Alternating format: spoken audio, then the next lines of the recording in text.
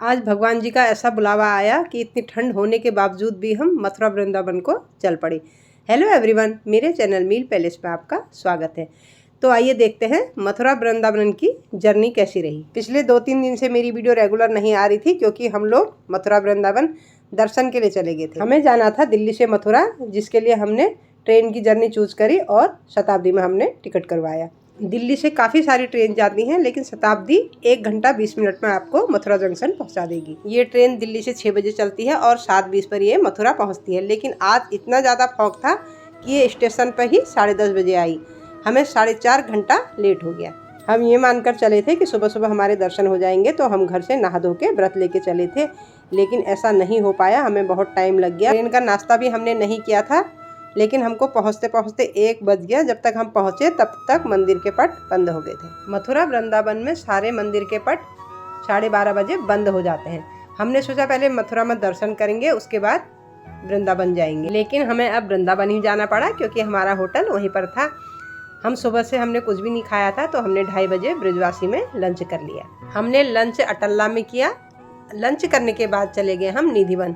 निधिवन जाने का यही सही टाइम था क्योंकि निधिवन शाम के टाइम बंद हो जाता है।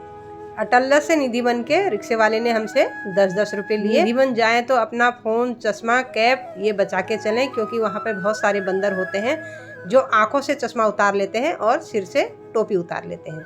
यहाँ प्रसाद के रूप में सुहाग पिटारी चढ़ाई जाती है। माना जाता है कि यहाँ शाम को कृष्ण जी लीला करते हैं और राधा रानी का श्रृंगार करते हैं। फिर यहाँ से हमने कुछ शॉपिंग करी। फिर हम गए मीराबाई मंदिर और उसके बाद चले गए हम इस्कॉन टेम्पल। आइए आपको एक झलक दिखाती हूँ।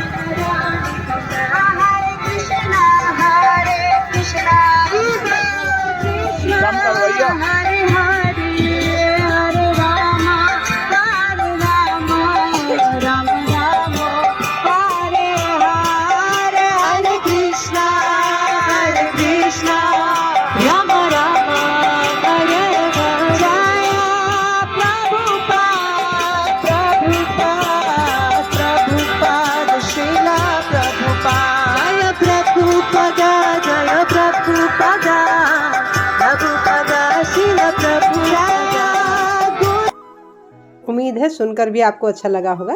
अगर अच्छा लगा तो कमेंट में राधे राधे लिखिएगा। यहाँ की लोकल मार्केट भी मुझे बहुत अच्छी लगी। यहाँ पर बहुत ज़्यादा चहल पहल थी। अब हम मंदिर के अंदर आ गए। यहाँ पर हमने एक परिक्रमा करी। अब यहाँ हम इतने मगन हो गए कि समय का पता ही नहीं लगा कि कब निकल गया। हमें 2.5 घंटा हो गया और आरती का समय हो गया। आइए आपको भी आरती की एक झलक दिखा देती हूँ।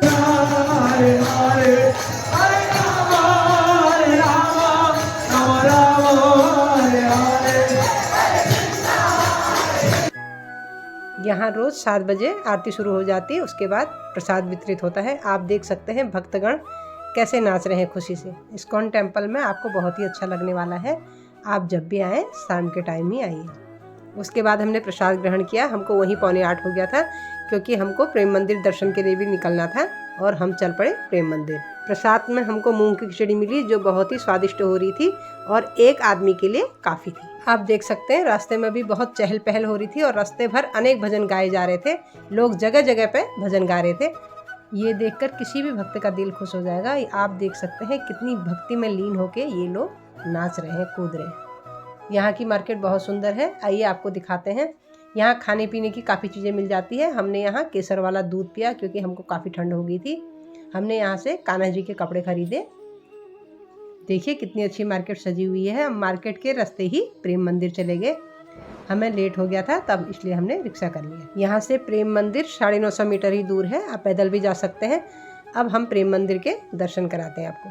प्रेम मंदिर इतना खूबसूरत है कि उसकी खूबसूरती को मैं फ़ोन के कैमरे से लेने में असमर्थ थी। जब आप प्रेम मंदिर आएंगे दर्शन करने के लिए, उसकी खूबसूरती का अंदाज़ा तभी लगा पाएंगे।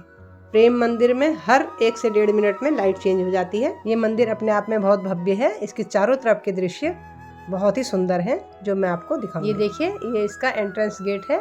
मंदिर का कलर अब लाल हो गया है। अगर हम यहाँ से बाईं तरफ देखें तो कान्हा जी को कालिया नाग के ऊपर बहुत खूबसूरती से दर्शाया गया है और यहाँ बहुत सुंदर फाउंटेन बनाया है और बहुत ही मंदिर को मेंटेन किया हुआ है। इस्कॉन टेम्पल और प्रेम मंदिर में आपके जूते चप्पल रखने की बहुत अच्छी व्यवस्था करी गई है। निःशुल्क व्यवस्था है। अब हम यहाँ से और आगे की ओर जाएंगे मंदिर के दर्शन करने के लिए। मैंने अपने ब्लॉग में मंदिर के बाहर के दर्शन ही करा रखे हैं। मैंने मंदिर के अंदर की फ़ोटो बिल्कुल भी नहीं ली है, क्योंकि मैं राधा कृष्ण जी की खूबसूरती को अपने फ़ोन पे कैद नहीं कर सकती। आप भी अगर जाएँ तो इन नियमों का अवश्य पालन करें, क्योंकि बाहर फ़ोटो लेने में कोई मनाही नहीं है, अंदर का दृश्य न लें। देखिए कृष्ण जी को कितनी खूबसूरती से दर्शाया गया है गोवर्धन पर्वत उठाते हुए। रात को हम प्रेम मंदिर के दर्शन करने के बाद अपने होटल वापस चले गए थे। सुबह जल्दी उठ के हमको बांके बिहारी जी के दर्शन करने थे। अब सुबह 9 बजे हम बांके बिहारी जी के दर्शन करने के लिए चले गए थे। वहाँ पर हमने प्रसाद के लिए पेड़े ले लिए थे। वहाँ प्रसाद में पेड़े ही चढ़ते हैं। बांके बिहारी जी के मंदिर में जूते चप्पल रखने की कोई व्यवस्था नहीं है, तो हमने आसपास के दुकान में ही जूते चप्पल रख दिए थे और हम नंगे पैर चल दिए। दर्शन करने के बाद हमने चाय पी। ध्यान रहे जहाँ भी आप सामान रखें उनका नंबर आप जरूर ले लें, क्योंकि दर्शन करने के बाद एग्जिट दूसरे गेट से होती है। वहाँ बहुत सारी गलियाँ होती है, आप रास्ता भूल सकते हैं। दर्शन करने के बाद हम अनिरुद्धाचार्य जी के आश्रम में गए, जहाँ हमने आरती और होली का दृश्य देखा और प्रसाद ग्रहण किया। प्रसाद ग्रहण करने के बाद हम निकल पड़े। अब हम आ गए हैं मथुरा की गलियों में, जहाँ पहले दिन हमारा दर्शन नहीं हो पाया था। अब जाएंगे हम कृष्ण जन्मभूमि। यहाँ भी सामान रखने की अच्छी व्यवस्था थी, क्योंकि अंदर फोन ले जाना और कार की कीज ले जाना अलाउड नहीं था। अब शाम होते होते हम आ गए द्वारिकाधीश मंदिर। उसके बाद हमने सोचा जमुना जी की आरती भी ले लें। द्वारिकाधीश मंदिर शाम को 6 बजे खुलता है और यहाँ आरती 7:30 बजे होती है। जो भी होता है अच्छे के लिए होता है, इसलिए हमारी कल ट्रेन लेट हो गई। हम सुबह नहीं जा पाए और आज हमें जमुना जी के दर्शन भी हो गए।